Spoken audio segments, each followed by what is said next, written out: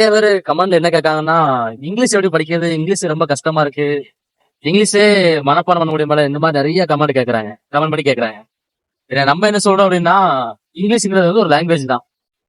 தமிழ் எப்படி நம்ம சின்ன பிள்ளைல நம்ம ஒண்ணுமே பேச தெரியாம பிறக்கும் போது, தமிழ் எப்படி எல்லாரும் சுத்தி இருக்க எல்லாருமே சொல்லி சொல்லி கொடுத்து தமிழ் வளர்த்தாங்களோ, அதே மாதிரி நம்ம இங்கிலீஷ் படிக்கும் போதும், நம்மளை சுத்தி இருக்கிறவங்க எல்லாரும் பேசும்போது நமக்கும் தானா பேச்சு வரும். நிறைய பேர் என்ன மிஸ்டேக் பண்றாங்க அப்படின்னா, இங்கிலீஷ்க்கு அர்த்தம் தெரியாமலே மனப்பாடம் பண்ணிட்டு படிக்கிறாங்க. நார்மலா ஒரு கிளிப் எப்படின்னா, வாட் இஸ் யுவர் நேம் அப்படின்னு சொல்லும்போது, உன் பேர் என்ன அப்படிதான் சொல்லி படிக்காங்க.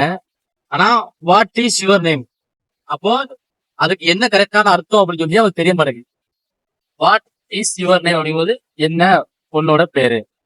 இப்படி படிச்சாதான் அவங்களுடைய இங்கிலீஷ் நம்ம ஒவ்வொரு வார்த்தையும் படிக்கும் போதும் வாட்னா என்ன, வேறனா எங்க, கூனா யாரு, கிங்குனா யார், அவனா, தெருனா அவள், இந்த மாதிரி ஒவ்வொரு வேர்டுக்கும் நம்ம வந்து அர்த்தத்தோட படிக்க முடியும். ஒவ்வொரு இடத்துல அந்த இங்கிலீஷ் வேர்டு சென்டென்ஸை பார்க்கும்போது அது அர்த்தமா நமக்கு புரியும். ஆனா இன்னும் ஈஸியா என்ன அப்படின்னா, நமக்கு எதுலலாம் இன்ட்ரெஸ்ட் இருக்கோ அதுலதான் வந்து இங்கிலீஷா கத்துக்க முடியும். இப்போ மூவி நிறைய பேர் பார்ப்போம்.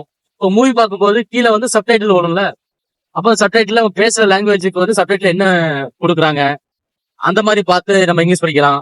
இந்த WWE பாக்குறாங்க, அது படிக்கலாம். நம்ம ஜஸ்ட் இந்த ஃபைட்டை மட்டும் பார்க்கும்போது பின்னாடி கமெண்ட்ரி பேக்ரவுண்ட் ஓடிட்டே இருக்கும். அந்த கமெண்ட்ரில என்ன சொல்றான் அதெல்லாம் படிக்கணும். இப்ப எல்லாருக்குமே என்னாச்சு அப்படின்னா, கிரிக்கெட்டுமே இப்ப தமிழ் கமெண்ட்ரி வந்தாக்கல எல்லாருமே தமிழ்ல தான் பார்க்காங்க வச்சு இங்கிலீஷ் கமெண்ட்ரிங்கிறதே மறந்துட்டாங்க. இங்கிலீஷ் கமெண்ட்ரில அவங்க ஒவ்வொரு எக்ஸ்பிரஷனும் ஒவ்வொரு வேர்டு எப்படிலாம் யூஸ் பண்றாங்க சொல்லி இப்படி ஒவ்வொன்னா நம்ம லைஃப்ல ரிலேட்டடா பார்க்கும்போதுதான் இங்கிலீஷ் வந்து கத்துக்க முடியும்.